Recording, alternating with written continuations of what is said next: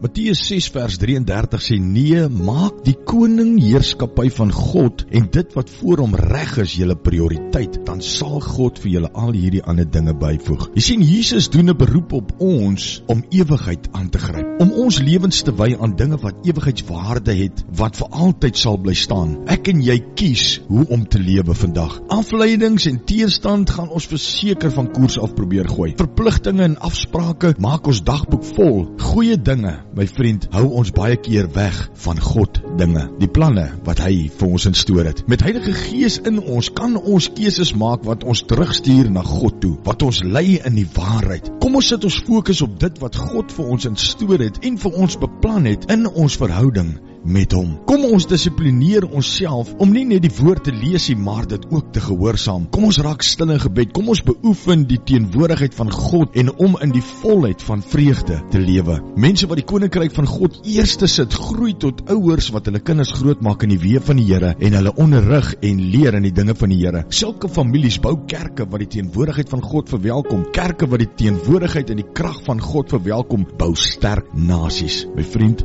dit begin by elkeen van ons se huise, onder ons dakke. Abba Vader, Here, dankie vir u kragtige woord vandag vir ons. Dankie Here dat dit 'n impak maak op ons lewe. Dankie Here dat ons weet vandag dat dit begin by ons, in ons huis, onder ons dakke. Help ons om u koninkryk eerste te sit, dit wat vir u belangrik is, eerste te sit in ons lewens. In Jesus se naam, amen.